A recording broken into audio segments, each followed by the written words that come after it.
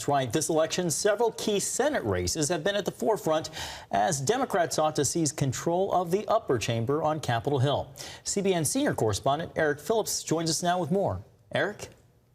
John, Jenna, in all, 23 Republican-held Senate seats were on the ballot this year compared with 12 held by Democrats, creating a dangerous playing field for the GOP.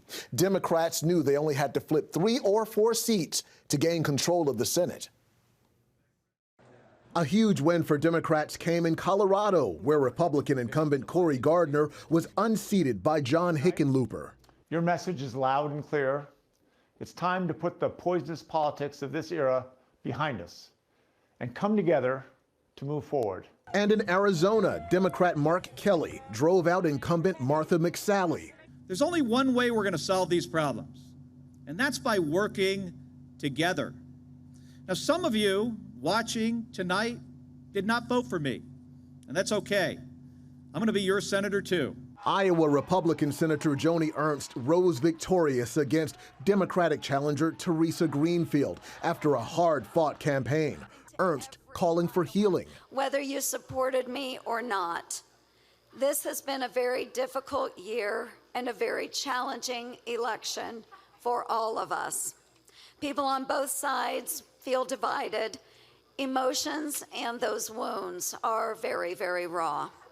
But the election is over, and it's time to start the healing. We need to turn down the rhetoric and start listening once again. It was a nail-biter in South Carolina, where Republican Senator Lindsey Graham faced major opposition, backed by big bucks from Democrat Jamie Harrison. But in the end, Graham is going back to Washington. Here's the message I got. People like what I'm doing, and I'm going to keep doing it. Democrats lost ground in Alabama as Tommy Tuberville defeated incumbent Doug Jones. Jones won the seat in a special election back in 2017, the first time a Democrat had won that seat in 25 years.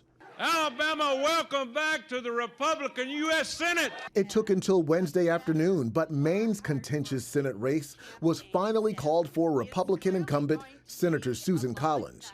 Throughout all of this extraordinary campaign, I have been strengthened every day by the support and hard work of each and every one of you.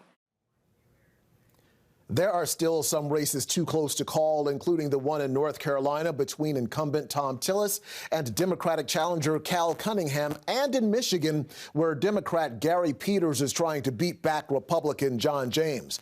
There are also 2 Senate races in Georgia that are heading for a runoff. So this balance of power story, John and Jenna, is certainly not over.